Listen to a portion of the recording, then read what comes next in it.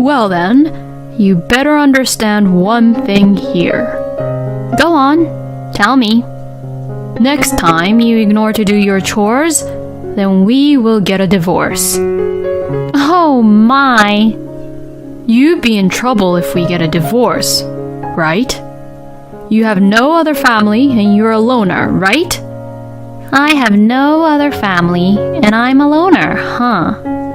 I see how it is. My husband, Fred, placed the divorce papers on the table in front of me confidently. Oh, so it is all filled out. Wow, it's true. Our kids looked at each other and instantly began to take action. Huh? Our kids snatched the divorce papers in their hands quickly. You want to divorce me, right? Huh? Oh, yeah, that's right. If you're going to skip and ignore to do any house chores, I'm divorcing you. Fine. Huh? Let's get a divorce. My name is Judy. I've been married to my husband Fred for 25 years. We have been blessed with 2 children.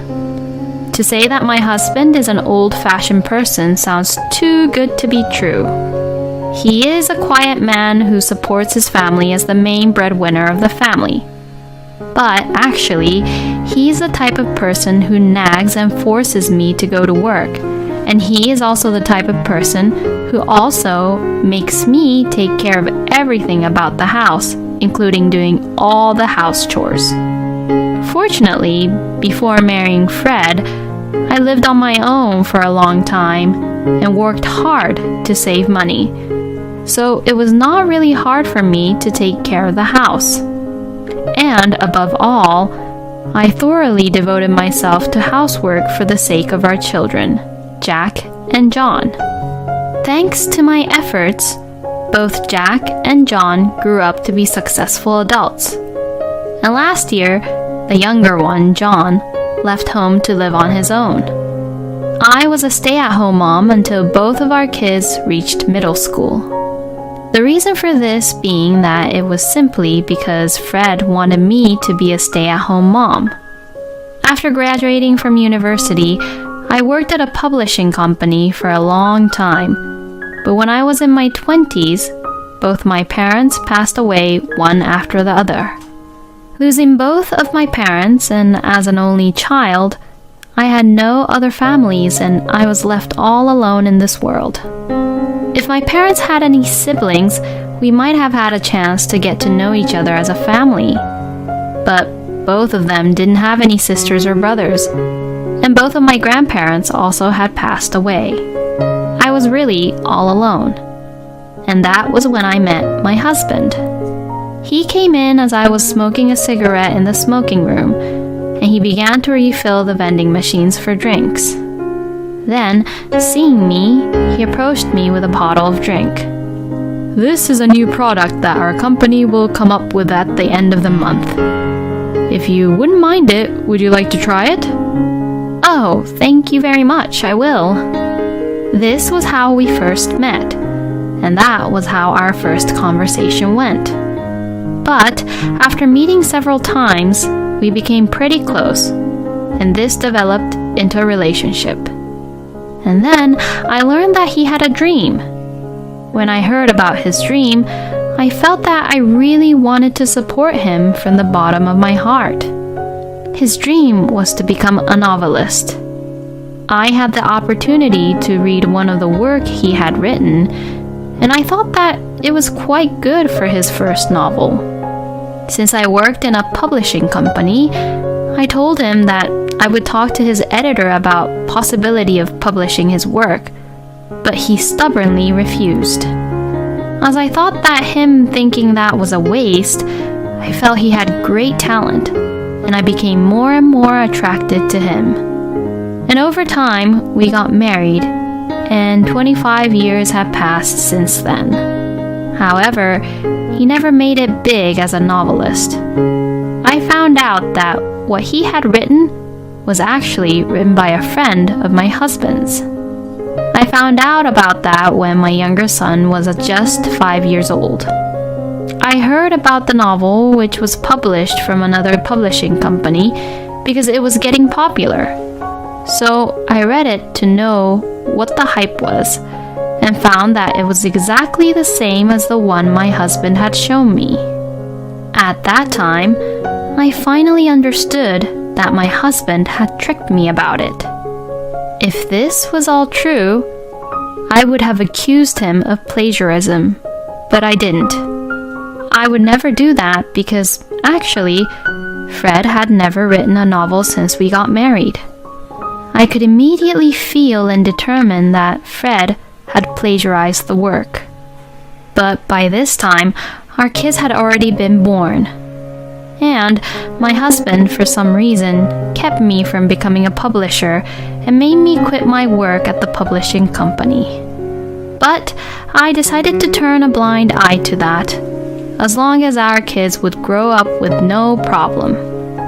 I am beyond grateful that my husband and I got married and that we were able to have kids. But to be honest, this marriage has been a difficult one for me. My husband basically forced me to quit my job and made me become a full-time housewife.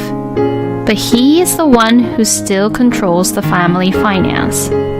So, my husband gives me the money for living expenses, but for the past 25 years, I have received only $500 a month for living expenses. Saving money is not hard, but it would be impossible to cover food and utilities for a family of 4 with only that amount. I have tried several times to negotiate with Fred about it, but he insists that he can't give me more than the amount he's been giving me, and couldn't get anywhere with the negotiation. So, I began to use my savings I made before I married Fred, and used it mainly on our kids. I got vegetables that were on sale and meat that were half-priced in grocery stores for Fred's meals only, and cooked meals for him with those ingredients as a way of showing how I would oppose to his arguments. Once I got the cheap ingredients from the grocery stores, I would put them immediately into the freezer. I am sure that the quality and the taste wouldn't be that good as compared to the normal ones, but once I do that, I would feel much more at ease. Of course, I made sure that our kids ate well. The savings I have before I married Fred were for our kids. But the $300,000 that I had as my savings were gone as soon as my younger son graduated from college. I am truly relieved that I was able to spend my savings without our kids having to feel that it was never enough for them. I think my husband was really selfish. He had forced me to quit my job and focus on house chores. But when the kids started middle school, he insisted that I work. But I was reluctant to do so. It wasn't because I didn't want to work. I actually did want to work. But it was because I couldn't forgive my husband's selfishness at all. I knew that if I started working here, he would stop providing any of his money for the family. He would spend the money he earned on whatever he wanted to do with it, as if it was all for his own. I just couldn't allow Fred to do that. But when my husband saw me reluctant about his suggestion, he began to say such horrible things like removing me from his support system. I truly hated the fact that he was so selfish. But it turned out to be actually a good thing for me. Now that I'm off his support system, no matter how much money I earn from my work, Fred will never know how much I'd earn.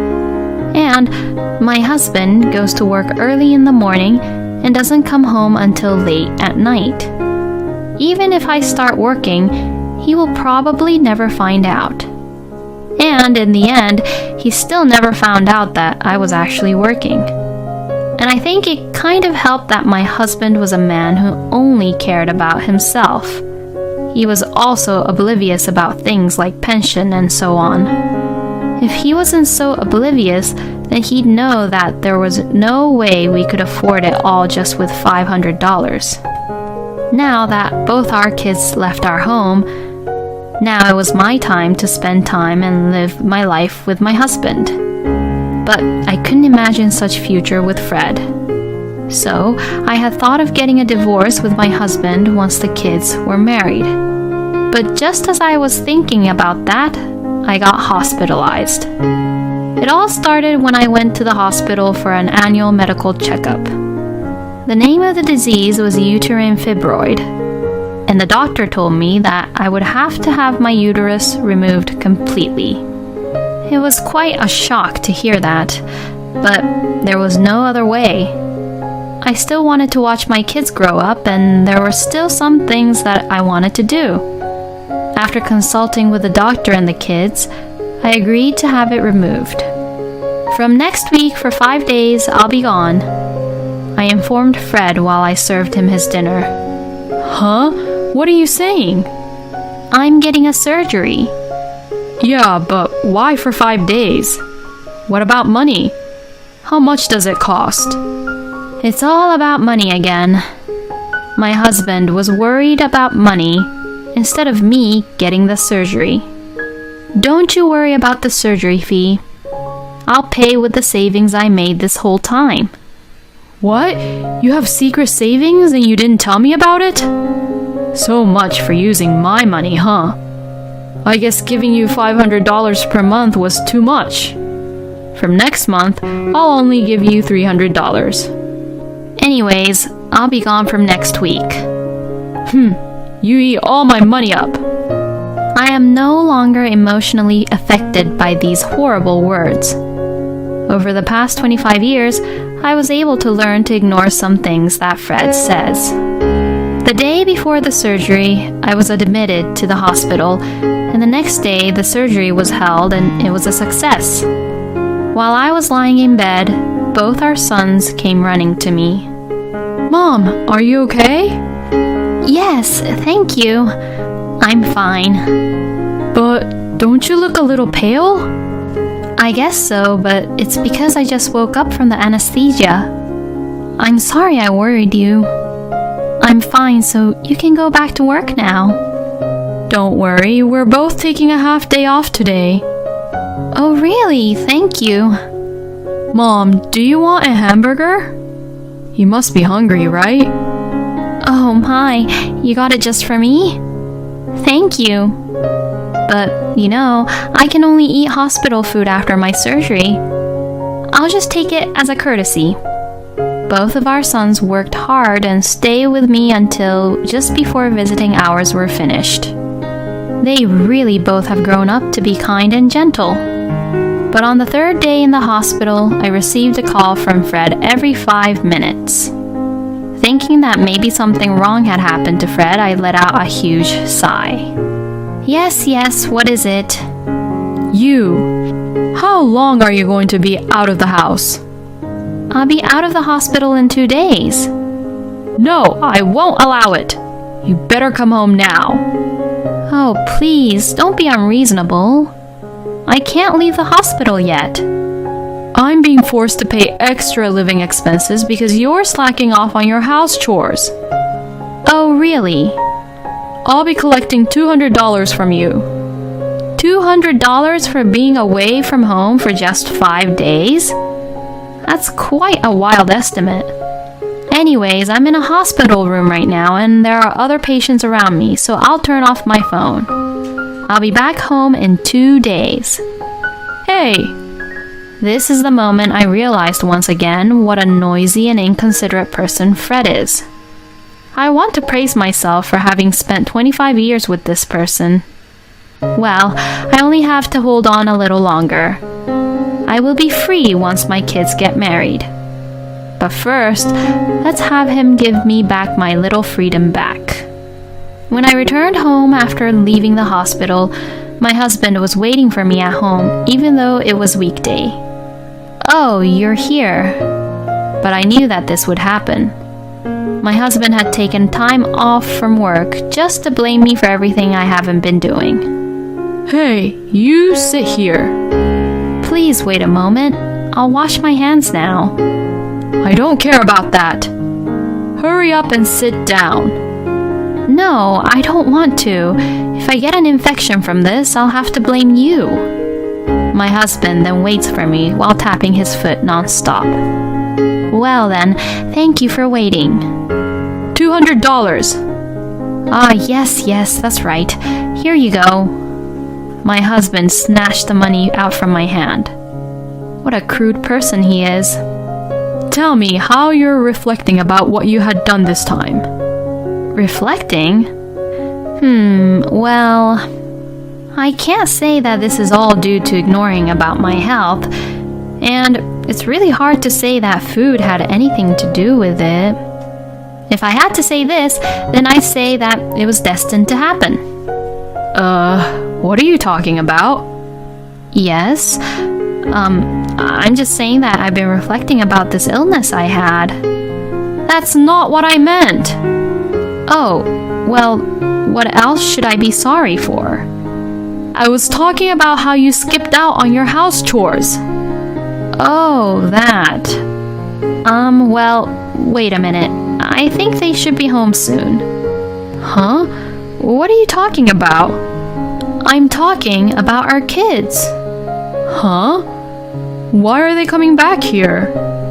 I asked them to because I wanted them to see what was going on this time. And it's pretty important, you know. Then Fred began to grin. In my husband's mind, he probably thought that he can show off about what a father is like to the kids after a long time. People who only sees themselves and are just too selfish are easy to deal with because their actions are so simple and easy to read. 10 minutes later, both of our sons arrived, and our conversation resumed. You seem awfully excited. Well, I'll listen if you want to talk first. Listen up, boys. Don't ever get a wife like your mother here. You'll just have a hard time. A hard time? Like what? Like how you are right now. You oppose against me every single time. I just want to know how you're feeling and what you're thinking about. If we are a couple, then it is only natural that we want to know about each other. Well then, you better understand one thing here. Go on, tell me. Next time you ignore to do your chores, then we will get a divorce. Oh my! You'd be in trouble if we get a divorce, right? You have no other family and you're a loner, right?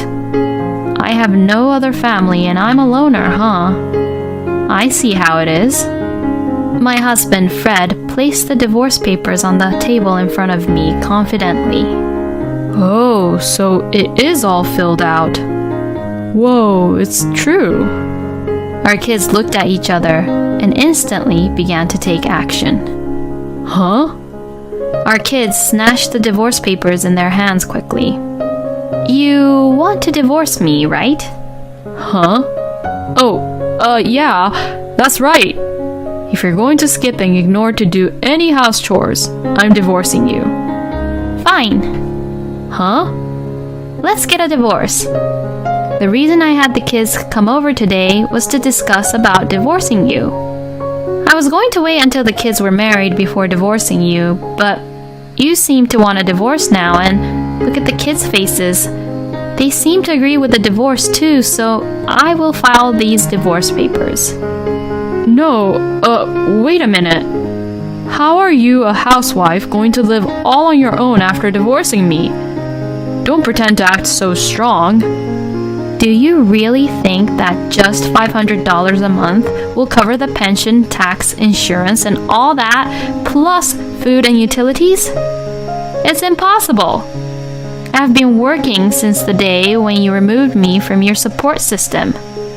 Oh, don't worry. I have no intention of receiving any property from you with your small salary. The fact that you gave me these divorce papers is enough as a gift from you. Well then, I'll pick up my belongings on another day. Hey, wait! What kind of work are you doing? I'm an editor. One of the author I'm in charge of is the author of a piece that you plagiarized. Well then, please take care. Wait a minute. My husband tried desperately to snatch the divorce papers away, but my kids' defenses were much more stronger. My second son tackled him, and we were able to leave the house without any problems. And my divorce was successfully finalized. But my ex-husband was a man who was obsessed with money until the end. When he found out that I earned more than he did, he insisted on sharing common property. Well, it was what I had expected anyways. He destroyed my last act of mercy with his own hands. I hired a lawyer and told my ex-husband that I was suing him for financial abuse and moral harassment. He flatly denied that this was all true, but when I provided him with the family financial book, which had a record of the whole 25 years, he caved in easily. He desperately pleaded me to spare him only a trial, but there was no need to listen to him. I sued him without mercy. The result was an overwhelming victory. He had been spending his hard-earned money on other things, and so he could not afford a decent lawyer, and the case was settled almost entirely on our terms. In the end, he ended up having to pay me $20,000 as alimony without getting any of the common property. If he had quietly backed down, there would have been no consequences. I felt as if my 25 years had been paid off just with $20,000, but basically, I have absolutely no regrets about marrying him. In fact, I am more grateful. It is because of him that I was able to meet such wonderful kids. After the divorce, my ex-husband seems to be in frequent contact with the kids, but they would tell me that they will never see him again. That's true. My ex-husband has never cooperated with the kids in any way. I don't think they will ever open up to him, even if he comes on to them now. He contacted me once, but after court, I never had anything to do with him again. I didn't answer the call and I rejected it. What I am looking forward to now is that my kids are getting married and having grandchildren. I will save my money so that I can do all kinds of things for my grandchildren. This is exactly what you would call a satisfying middle-aged divorce. I fully respect Judy's enduring attitude. I hope you will be able to live a stress-free life from now on. Thank you for watching until the end. Please subscribe to our channel. See you in the next video.